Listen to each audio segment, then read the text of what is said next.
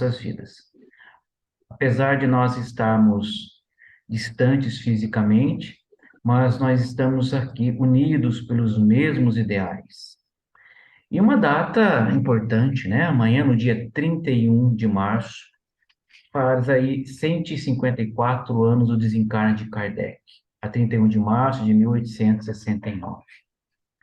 O codificador trouxe para nós um cristianismo redivivo, um olhar diferente sobre a proposta do cristianismo, das suas bases do cristianismo, trazendo não mais um Cristo que está pregado na cruz, mas um Cristo educador que está no meio de nós. Não simplesmente uma figura dogmática ou uma figura religiosa. Jesus não é objeto de culto, mas Jesus é um modelo de comportamento. A óptica da doutrina espírita nos traz um olhar tão muito diferente, principalmente a proposta evolutiva do espírito, porque nós somos espíritos vivenciando uma experiência humana. E esse intervalo de berço e túmulo é uma fase importantíssima, mas Kardec veio tirar de nós aquela finitude do túmulo, ou seja, vai trazer para a gente que a vida vai muito além da vida e não se modifica em nada quem nós somos. Como na leitura que a Rose fez, não mais a busca da paz do pântano, da inércia, mas sim uma paz que é galgada através do trabalho, e não simplesmente de um processo religioso, mas de uma espiritualidade muito maior. Como nos ensinava, por exemplo, Francisco de Assis, o patrono da casa de vocês, divulgue o evangelho o tempo todo. Se precisar, use palavras. Não é gostoso isso? Só se precisar. Porque o evangelho está no contato. Não simplesmente no contato físico, mas no contato espiritual. Num olhar diferente. Então, a nossa homenagem ao nosso codificador, que foi preparada ao longo do tempo, de uma forma tão pedagógica, ele coloca as bases do cristianismo de uma forma extraordinária para que nós pudéssemos compreender. Discípulo de Pestalozzi, grande educador e pedagogo do século XVIII, que também foi discípulo de Jean-Jacques Rousseau, grande pedagogo do século XVIII. Então é assim que Kardec foi trabalhando. E Kardec vai dizer no livro A Gênese assim, que o Consolador é, pois, segundo o pensamento de Jesus, a personificação de uma doutrina soberanamente consoladora, cujo inspirador há de ser o Espírito de verdade.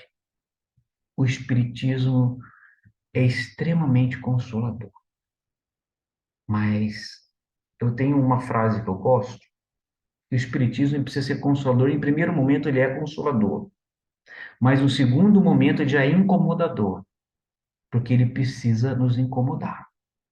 Ele precisa nos tirar da zona de conforto. Ele mostra o processo da dor não mais como a dor que castiga, porque a proposta da dor na nossa vida é uma proposta educativa. Olha que interessante, vê se vocês concordam. É um texto de Carlos Drummond de Andrade que ele fala assim, que a dor é inevitável, mas o sofrimento é opcional. Vocês concordam? A dor é uma proposta educativa e todos nós vamos viver. Joana de Ângeles, no livro Amor, Imbatível Amor, vai dizer assim, que nenhuma criatura humana se encontra na Terra sem atravessar vez ou outra a noite escura da alma. Chega um momento que é preciso viver uma experiência consigo. Então, a dor é uma proposta educativa, já o sofrimento é opcional. Olha que interessante. Vocês sofrem em Petrópolis? Tem? Tem sofrimento aí? Eu estou falando com os encarnados que eu estou vendo aí. Tem, Denise, sofrimento aí, filha? E olha que Drummond fala, vocês concordam com ele? Ele falou que é opcional, então eu que escolhi sofrer. Olha que interessante. Podemos dizer que o sofrimento é a não aceitação da vivência da dor. A dor como processo educativo, e eu coloco uma frase que vocês não sei se vão concordar, pode discordar também de mim, depois pode fazer algumas colocações. A doutrina espírita não tem a função de tirar a nossa dor. Vocês concordam? A doutrina espírita tem a função de tirar o nosso desespero. É o desespero que não permite raciocinar. E Kardec vem falar de uma fé raciocinada. Eu acredito, mas eu preciso saber dos porquês, da causa de tudo. E do grande objetivo da doutrina espírita, que o codificador, ele responde na Revista Espírita de março de 1861 ao espírito de Molus, qual seria o objetivo do espiritismo no planeta. Olha o que o nosso codificador diz. O Cristo foi o iniciador da moral mais pura, mais sublime, a moral evangélica cristã, que deve renovar o mundo, aproximar os homens e os tornar todos irmãos. Enfim, uma doutrina que deve transformar a terra e dela fazer uma morada para espíritos superiores às que hoje a habitam.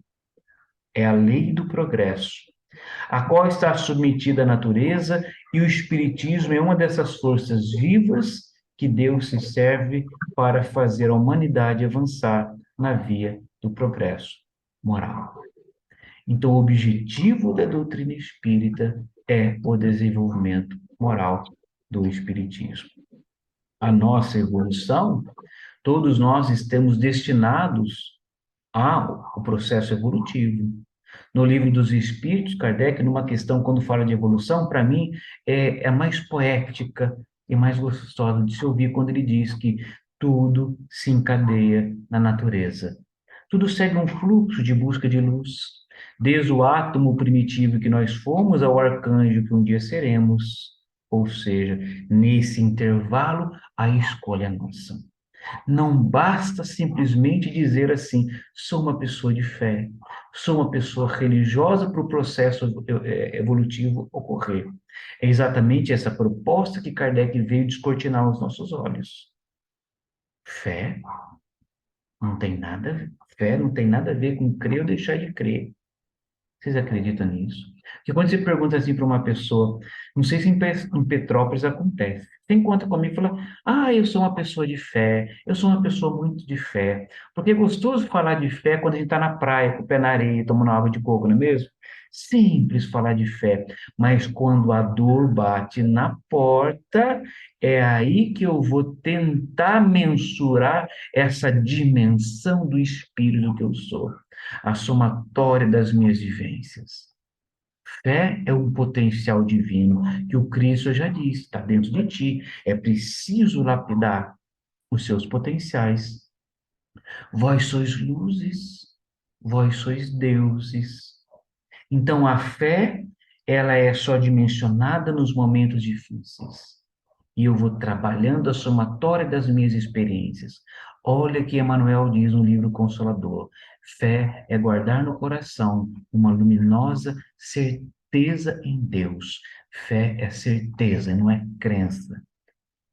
Olha que interessante. Ele vai dizer: certeza essa que independe de um processo religioso. Não é gostoso de ouvir isso? Então, você não dá para você analisar, é só quando a dor bate na tua porta. E você vai analisar todos os anos de casa espírita, 30, 40 anos, se a proposta está em nós. Porque a doutrina espírita não tem rito, tem. Mas muitas vezes nós ritualizamos o processo. Vamos na casa espírita, tomamos um passe, ouvimos o evangelho, tomamos água frutificada, vamos embora. Semana seguinte a mesma coisa, mas não se aprofunda. E quando eu não me aprofundo, eu olho para dentro de mim, quais são as minhas necessidades, os meus medos, os meus desafios, uma vivência muito mais íntima com Cristo, eu não me conheço. Eu preciso me conhecer um pouco. A proposta de Kardec é trazer o cristianismo redivivo só para olhar para dentro. Emmanuel vai dizer assim: o teu pensamento cria a vida que deseja através do reflexo de si mesmo. E que você está refletindo? Quais são os espelhos da tua alma? Então, o codificador nos traz uma experiência tão gostosa com isso. Isso independe de religião. Todas as religiões são boas. A proposta é o caminho que você escolhe. Mas a doutrina espírita ela é consoladora nesse sentido, como traz Kardec na Gênese. Ela é consoladora que traz explicação que você não entende em outras religiões. Só a doutrina espírita te consola quando uma doença renitente bate na tua porta. Para você não entender que é castigo. Que Deus não castiga. Deus é soberanamente bom e justo, só educa. Eu só estou vivendo uma experiência que eu mesmo plantei. Só a doutrina espírita é capaz de consolar um coração de mãe que perde, entre aspas, um filho prematuro. Só. Como Chico, através das cartas consoladoras. Nós temos um trabalho aqui de assistência chamado, um grupo de mães chamada Mães de Anjos. O Brasil inteiro. Nós temos reuniões, inclusive é hoje, quinta-feira. Hoje eu não participarei. Se vocês quiserem, eu mando o link. E mãe de todas as religiões. Só querem saber, meu filho está vivo. Elas querem saber disso. E elas têm o direito de gritar, de brigar com Deus. E a gente atende individualmente. E depois a gente vai falar de Jesus que consola. A vida vai muito além disso. Então, nós agradecemos ao codificador, porque não foi fácil essa trajetória dele. Eu queria ler para vocês uma conversa do próprio codificador com o Espírito da Verdade, que está no livro, ó, Obras Póstumas, que ele deixou algumas coisas escritas e eu acho que todo espírita devia saber. Quando ele fala assim, na segunda parte do livro, Minha Missão, os questionamentos, as dúvidas, mas a firmeza de continuidade. Assim como o apóstolo Paulo foi se construindo, estabelecendo uma força, porque a proposta, o objetivo é a divulgação do Evangelho. Kardec pergunta ao Espírito de Verdade. Outro dia, os Espíritos me disseram que eu tinha uma missão importante a cumprir, e me indicaram o seu objetivo. Desejaria saber se confirmas. Olha, os Espíritos falaram, a missão, o senhor tem uma missão. E o próprio Espírito de Verdade responde a ele. Sim. E se interrogares as tuas aspirações, as tuas tendências e o objetivo quase constante de tuas meditações, isso não deverá te surpreender. Então, o Espírito de Verdade já conhecia o desejo de Kardec lá dentro. De Kardec ainda não, do professor Rivaio, do professor Hippolyte, pedagogo. Ele continua assim. Deves cumprir o que sonhastes há muito tempo. É necessário que nisso trabalhes ativamente para estar pronto, porque o dia está mais próximo do que pensais. O Espírito de Verdade, então, vasculha o íntimo de Kardec. É você. Então vai se preparando. E ele vai lá e faz outra pergunta. Para cumprir essa missão, tal como concebo, são necessários meios de execução que estão ainda longe de mim. Olha a humildade de Kardec. Está longe de mim, como que eu vou fazer isso? O Espírito de Verdade responde: deixa a providência fazer a sua obra e estará satisfeito. Fala, calma, filho. Vai saber como proceder. Aí ele continuou o diálogo. Olha isso aqui, gente. Bom espírito, desejaria saber o que pensais da missão que me foi assinada por alguns espíritos. Quereis dizer-me, eu vos peço, se é uma prova para o meu amor próprio. Sem dúvida, vós o sabeis, tenho o maior desejo de contribuir para a propagação da verdade, mas do papel de simples trabalhador ao missionário como chefe, a distância é grande, e eu não compreenderia o que poderia justificar em mim um tal favor, de preferência a tantos outros que possuem talentos e qualidades que eu não tenho. Vocês estão me escolhendo, tem tanta pessoa melhor do que eu. Ele queria saber por que vocês me escolheram. O Espírito da Verdade responde: confirmo o que foi dito, mas convido-te a muita descrição se queres vencer. Então ele pede descrição. Saberás mais tarde coisas que te explicarão o que te surpreende hoje. Não ouvideis que podeis vencer como podeis falir. Olha que interessante. Você pode vencer, mas você também pode falir.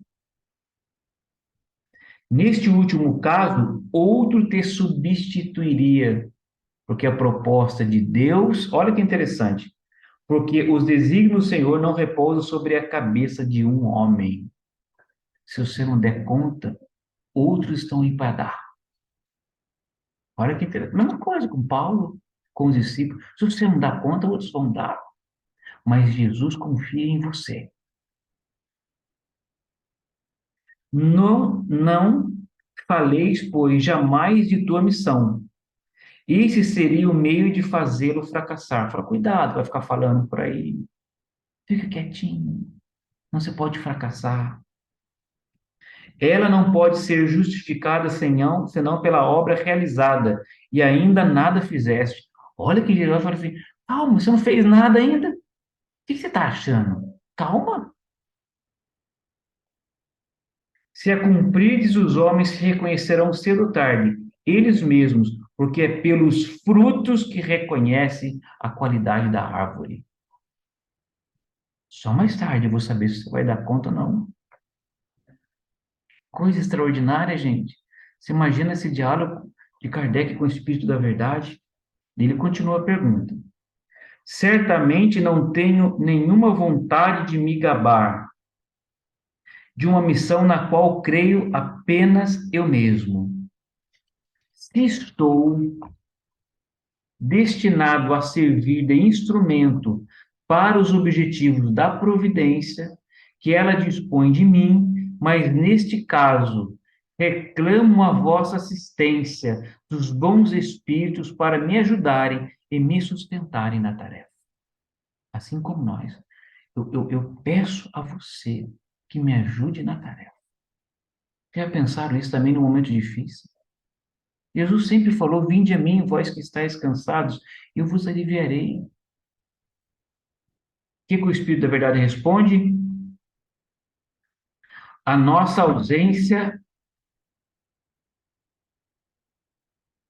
a nossa ausência não te faltará, mas será inútil se de tua parte não fizeres o que é necessário. Não falta ausência para a gente estar aqui estudando um pouco. A vivência, a experiência de Kardec, mas o Cristo não abandona jamais. Tens o teu livre-arbítrio, cabe a ti usá-los como entenderes. Nenhum homem está constrangido a fazer fatalmente uma coisa. Você pode escolher, ele disse para ele, você pode escolher se você aceita ou não. Você tem todo o direito de não aceitar. Não é uma imposição do Espírito de verdade que você tem que fazer. Ele convida, como convida todos nós todos os dias, para fazer a diferença. E Kardec faz a última pergunta. Quais são as causas que poderiam me fazer fracassar? Seria a insuficiência de minhas capacidades? O Espírito de verdade responde não. Mas a missão dos reformadores, chamando Kardec aqui de um grande reformador, está cheia de escolhos e de perigos. A tua é rude, disso te previno, porque é o mundo inteiro que se trata de agitar e de transformar. Então ele está avisando, não vai ser fácil, vai ser muito difícil. Não creias que te baste publicar um livro, 2 livros, 10 livros, e permaneceres tranquilamente na tua casa. Não. Ser-te-á preciso expor-te ao perigo, levantarás contra ti ódios terríveis, inimigos obstinados, conjurarão a tua perda.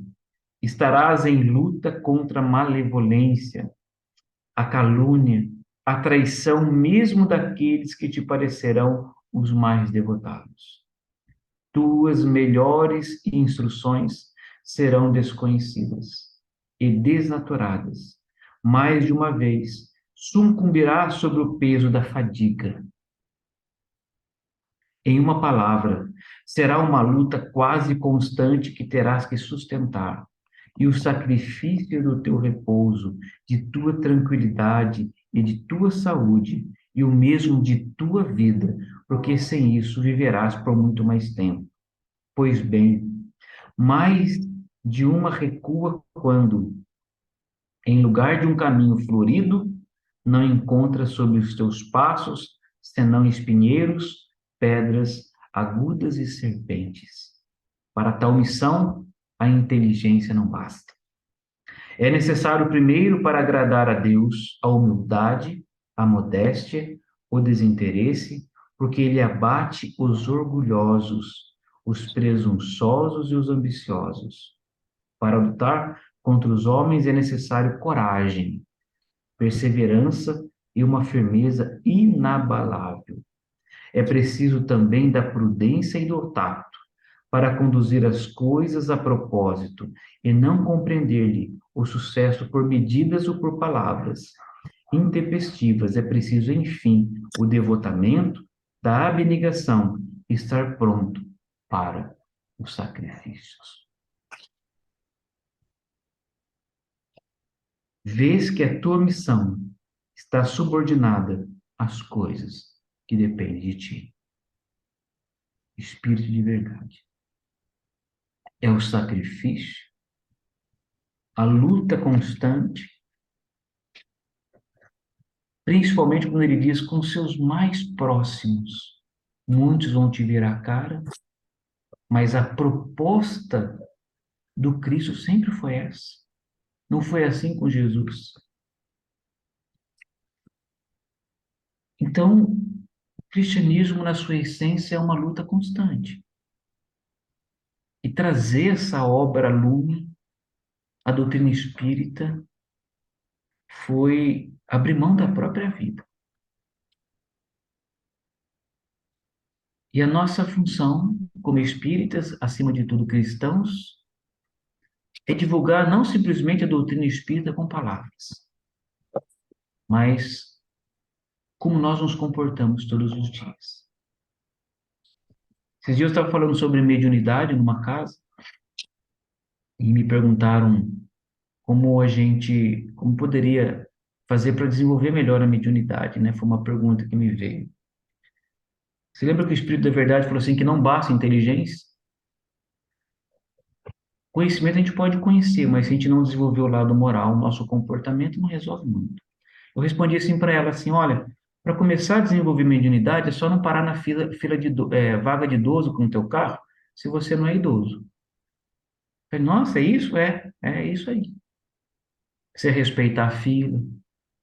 Porque não adianta conhecer as obras todas só. O nosso comportamento na nossa vida cotidiana interfere no nosso trabalho. E é na nossa consciência. A sinceridade do trabalho com Jesus é essa. Esse sacrifício que Kardec nos coloca aqui. para que a gente possa viver uma experiência mais de leveza. Então, à medida que a gente vai vivendo essa experiência, nós vamos estruturando a nossa fé, a nossa vontade. Não significa que nós vamos ficar isentos de problemas. Você viu o que ele falou aqui? Vai ter muitas dificuldades. Não vai ser fácil. Trabalhar na obra do Cristo é um desafio grande.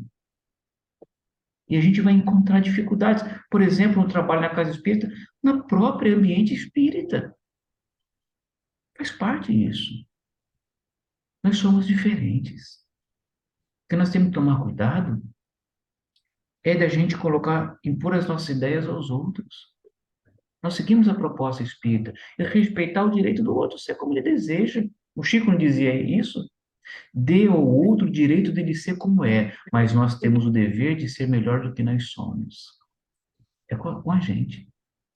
O evangelho do Cristo não é para o marido, para a esposa, para o vizinho, é para mim.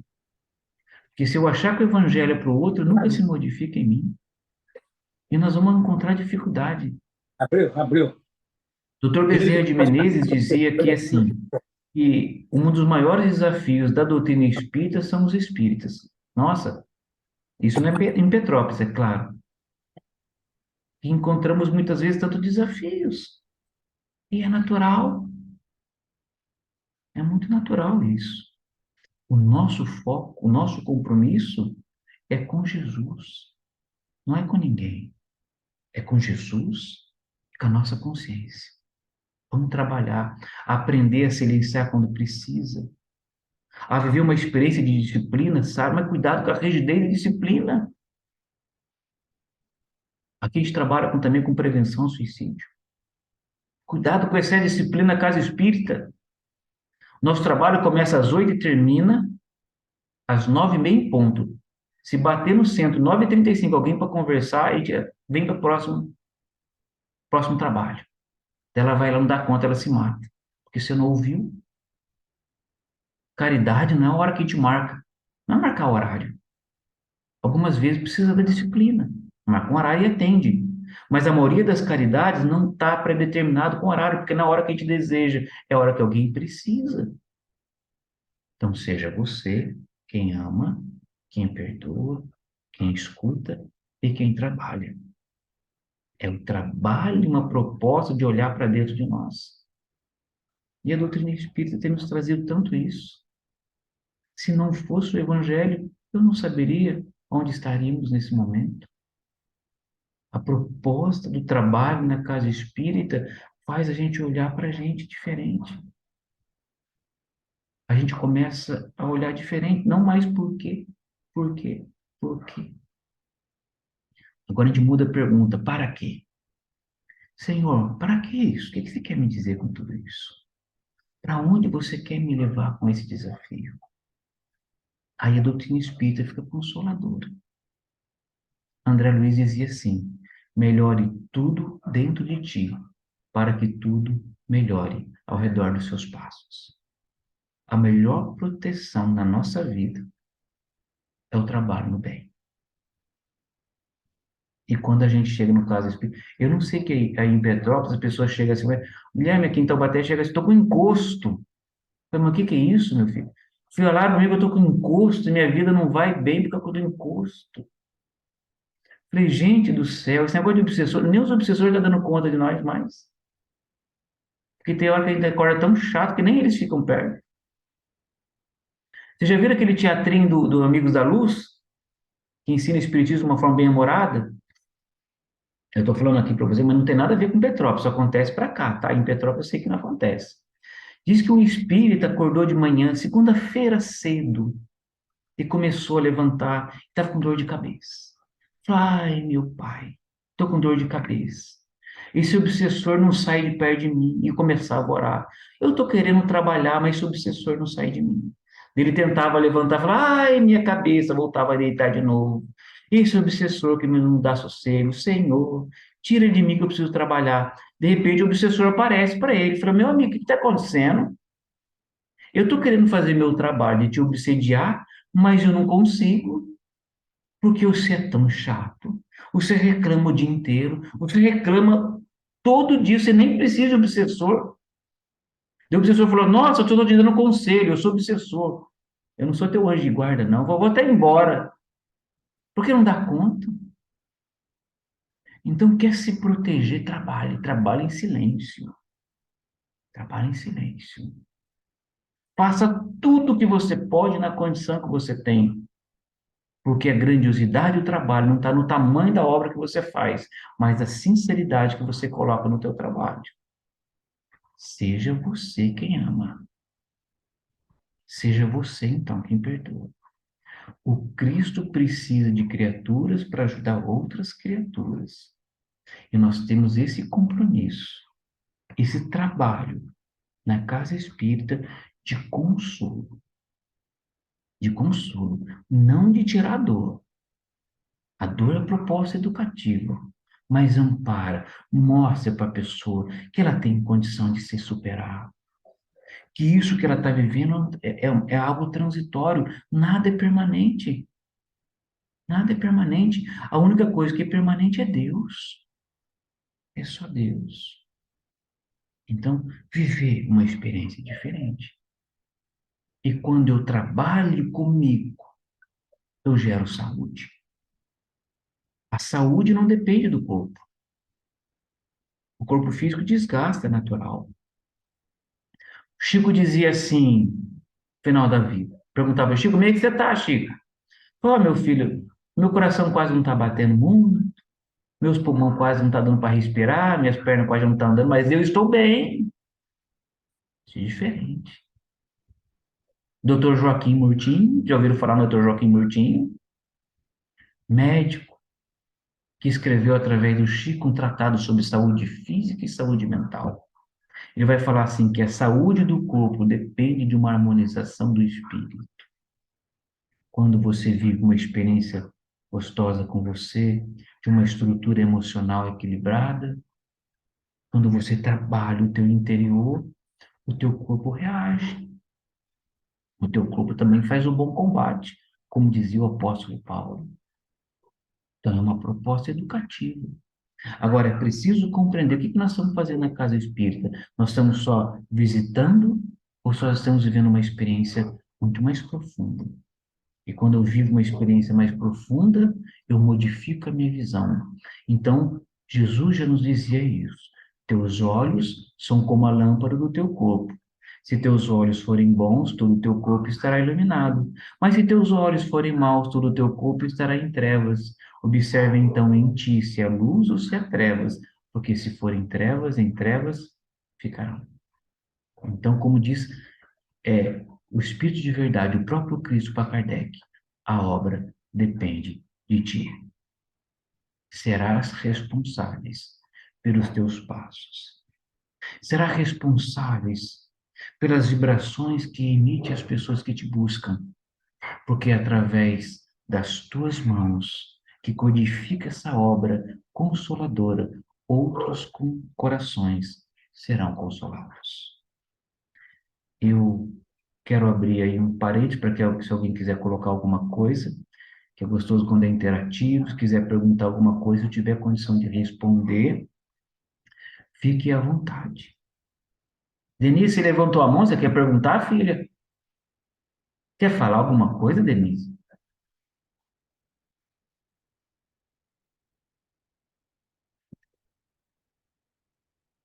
Carmen? O, pode falar, Guilherme. Guilherme, Oi, filha. eu tenho uma coisa para falar assim. É aquela parte que você falou de sofrimento e a dor. A dor é necessária. O sofrimento, para poder ter efeito, né? A gente precisa, por bem, sofrer, né? Não reclamar, né? No Evangelho segundo o Espiritismo, tem o bem e o mal sofrer, lembra? Exatamente. Então, a gente tem que saber sofrer. Senão, não tem, Isso. tira valor nenhum. Então, vou fazer uma pergunta para vocês aí. Na verdade, ele utiliza o sofrimento, mas a dor é proposta educativa. Sofrimento é a não aceitação daquilo que você vive, porque gera sofrimento, né? Quando há aceitação, você vive a experiência e faz crescer. Quando não, não. Então, a pergunta, então, todo sofrimento faz a gente crescer? O que vocês acham? Sofrimento faz a gente crescer? Sofrimento nem sempre, a dor sim. Isso, sofrimento nem sempre, porque a dor, né, o que gera sofrimento quando não há aceitação, ela precisa movimentar em nós valores, não é? O que que é reencarnação? A reencarnação é uma repetição de muitas vezes das mesmas condições vividas no passado, que a gente não deu conta, precisa repetir, gerando muitas vezes sofrimento. Então, quando há educação do espírito e compreensão, isso não é mais necessário. Você vive uma experiência, passa por ela e cresce. Agora, quando não há crescimento, você volta a fazer as mesmas coisas de novo. É necessário repetir a lição. Da mesma forma que eu faço uma outra pergunta: a caridade faz crescer? Sim ou não? O Sim, muito. que que vocês acham? E o A caridade, sofrimento, a caridade segundo Jesus, sim, aquela da 886, sim. Né? A gente está a Olha a caminho. Rosane, com o livro dos Espíritos decorado ali, hein? Essa é a caridade, que é o nosso Aproveita que você está com a progresso. 886 na mão, faz aí a pergunta para o pessoal da 886 e pega a resposta para a gente ver. Eu não estou com o livro na mão, Ah, não. não tá não? Então tá bom. Não, não, é só. Essa daí é mais, para mim, é a questão que tem que estar na cabeça, ela é Então o nosso. faz com as suas palavras. O quê? É 886. Ah, o que seria a caridade, né, segundo Jesus? Que seria que nós tivéssemos benevolência para com todos, indulgência para as faltas alheias e o perdão das ofensas. Ou seja, é a gente trabalhar dentro de nós tudo aquilo que o mestre veio exemplificar, porque a vida dele, ela foi pautada nessa máxima, né? Por isso que é Exatamente. caridade, a caridade. Fora disso tudo, é que não Ô, há Rosane, progresso. essa caridade está numa sublimação daquilo que a gente entende de caridade, né? Tanto é que tem a caridade moral e a caridade espiritual. A moral é necessária, a material é necessária, mas não é a principal. A caridade faz crescer desde que também movimenta valores em nós. Porque muitas vezes nós vamos ajudar uma pessoa com orgulho lá em cima, vaidade lá em cima. É bom para quem ajuda, mas para você não resolveu muito, que não modificou valores, continua do mesmo jeito. Não significa o orgulho não está em nós, porque como traz no livro dos Espíritos, é exatamente uma grande chaga para a humanidade. Orgulho e egoísmo puxa a fila de todos os outros sentimentos que ainda dificultam o nosso progresso. E quando a Rosane fala dessa caridade, como entendia Jesus, então ele vai falar benevolência, indulgência e perdão. O perdão é um dos maiores desafios para a nossa vida. O Cristo ele coloca dois pilares para o cristianismo: o amor, que a gente tem dificuldade de entender o amor que o Cristo nos coloca, porque o amor que o Cristo nos coloca é o amor incondicional, não coloca condição. E muitas vezes nós estamos sempre colocando condições para amar. Então isso não é amor, é sempre uma espera de alguma coisa em troca. Então, para entender o amor na sua essência, eu preciso passar pelo processo do perdão. E hoje o perdão é o responsável pelos maiores vazios existenciais, pelos maiores processos depressivos que nós vivemos na atualidade. Começa com os ressentimentos.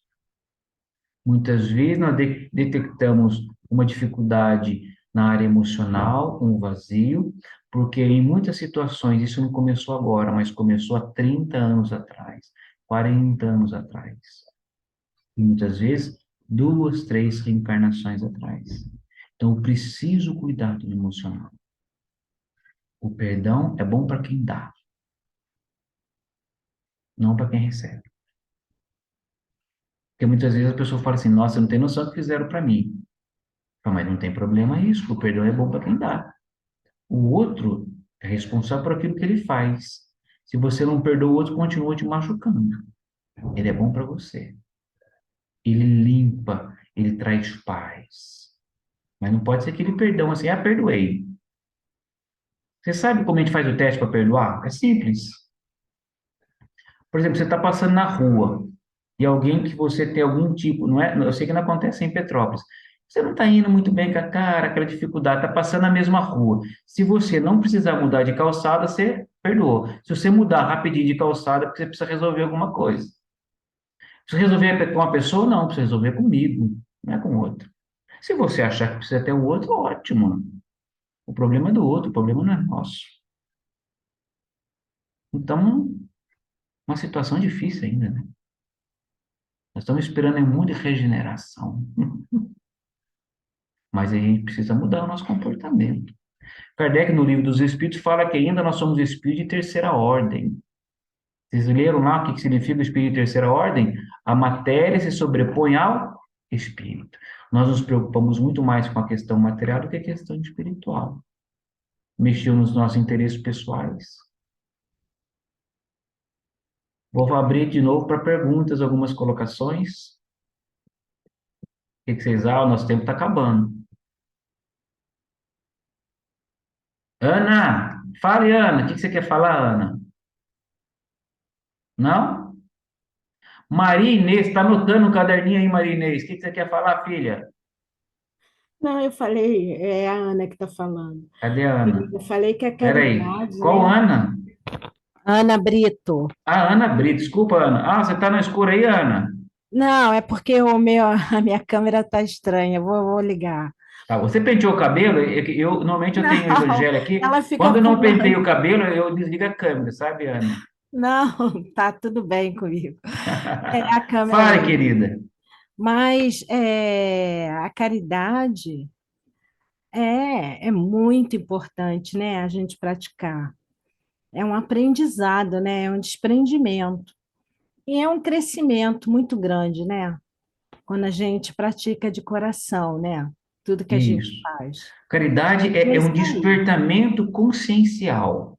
Sim, A gente tinha um trabalho aqui que eu não estou participando mais, que tem um outro grupo que faz, que a gente está levando lanche para os moradores de rua, sabe? E eu sempre fazia nas preces assim, gente, nós vamos fazer a nossa prece, mas a gente precisa compreender que os necessitados não são aqueles que estão na rua, somos nós. Só para entender. Somos nós que estamos precisando deles. Essa é a condição, né? Então, a caridade material, de buscar o outro, nós estamos numa fase de despertamento, eu preciso viver uma experiência, contar, por exemplo, uma experiência, viver uma experiência de dor que nos emocione. Isso gera despertamento. Por isso precisa ser uma constância, porque muitas vezes a gente faz e acaba esquecendo, porque a materialidade está sobrepondo sempre, né? A gente não tem dificuldade de concentração. Vocês têm concentrado para orar?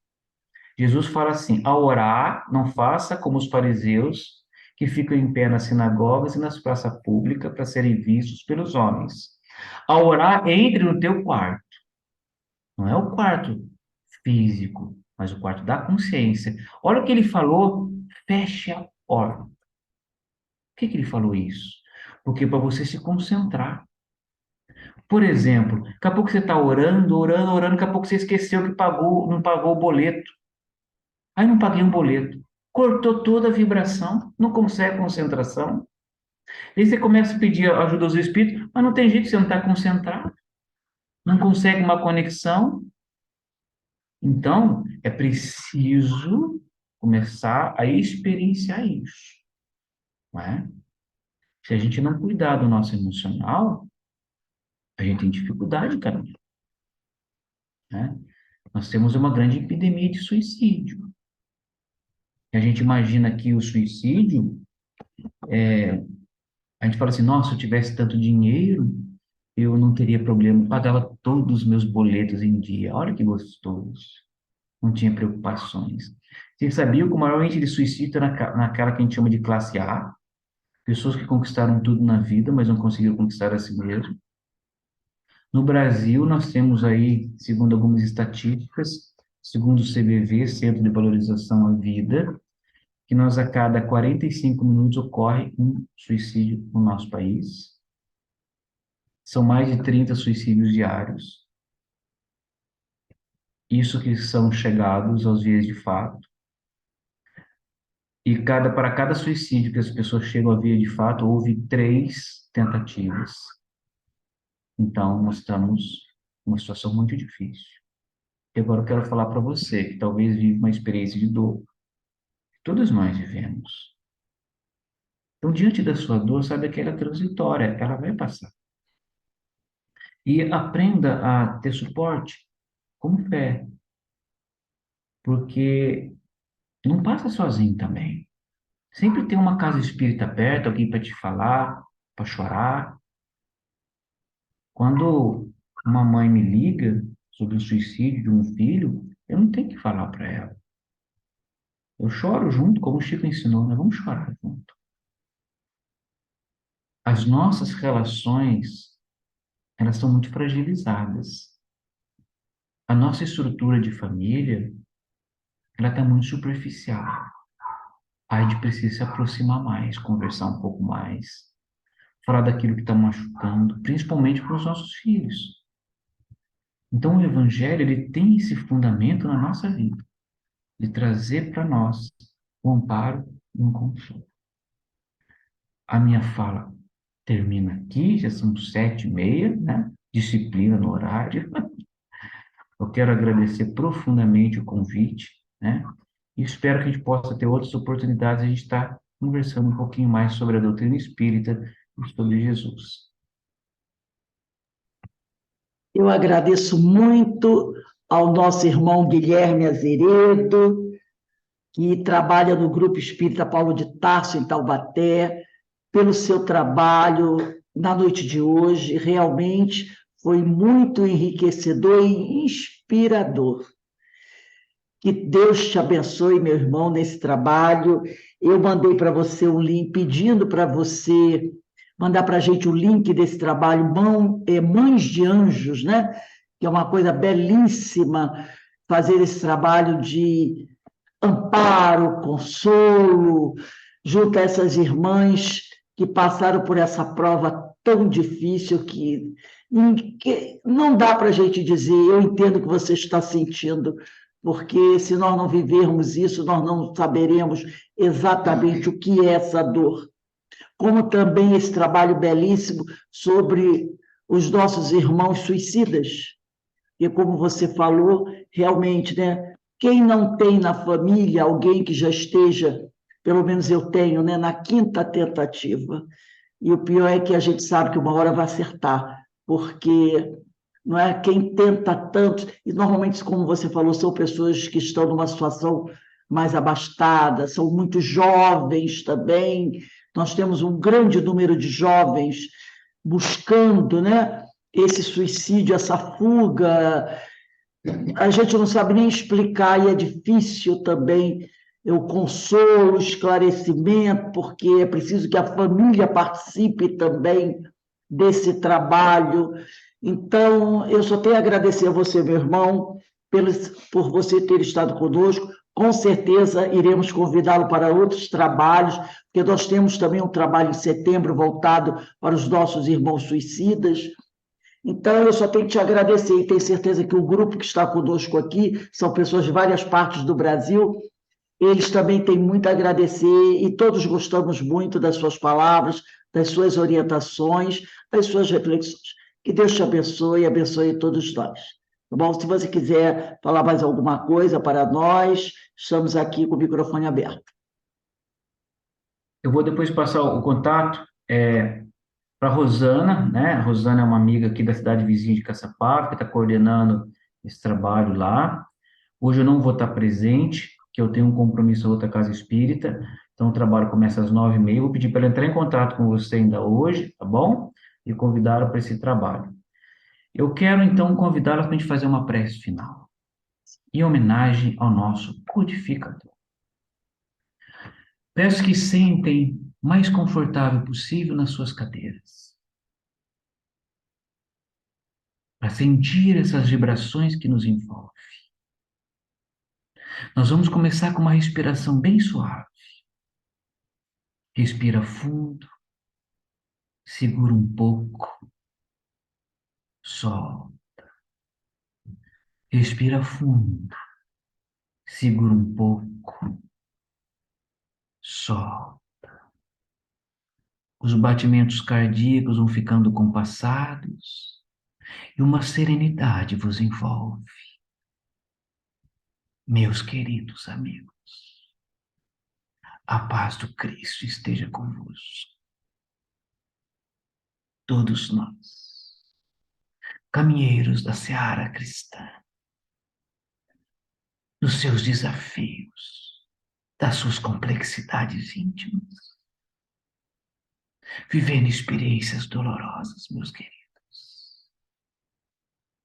Não deixais que as preocupações transitórias os tirem do objetivo principal de estarem na casa. A vida vai muito além de tudo. E nós somos os mesmos. Somos as conquistas do Espírito. E essas conquistas que nos traz um fim seguro. Esse mestre amoroso.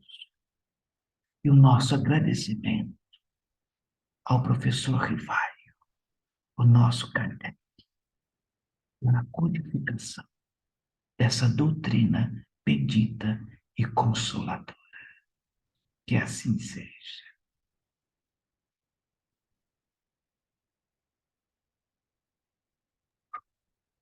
Obrigado, meu irmão, mais uma vez por essa prece. Obrigado ao amigo espiritual que veio nos trazer essa mensagem. E nós só temos a agradecer a Deus, Pai Criador, por essa oportunidade nesta reencarnação, porque todos nós temos ainda muita coisa para construir, para reparar, para aprender, para podermos progredir e um dia nos aproximarmos do Pai, porque foi isso que Ele determinou, que crescêssemos, aprendêssemos, evoluíssemos, para um dia podermos nos aproximar dele, como está lá na questão 115 de O Livro dos Espíritos. E todos nós estamos aqui na luta da caminhada, mas com muita alegria no coração, porque a alegria faz parte, tem que fazer parte das nossas vidas. Então, meu irmão, que Francisco de Assis possa iluminar o seu caminho, trazendo muita paz, muito amor para você, e que todos nós possamos unir as nossas mãos e as nossas mentes para realmente trabalharmos ao lado do Mestre, fazendo aquilo que ele nos ensinou. Ama a Deus sobre todas as coisas e ao próximo com a ti mesmo. Um beijo, meus irmãos, para todos vocês. Tchau, tchau. Grande abraço. Obrigada. Beijo no coração. Obrigada. Um beijo no coração. Obrigada. Obrigada. Foi excelente. A todos. Tá bom? Muita paz, luz, Beijo para harmonia, sobretudo em nossos corações. muita Boa paz, noite. paz para todos. Paz. Boa noite, boa noite, boa noite. Boa noite, gratidão. Linda, de muito trabalho, de muita luz. Tchau, gente. Amanhã estaremos de volta. Tchau.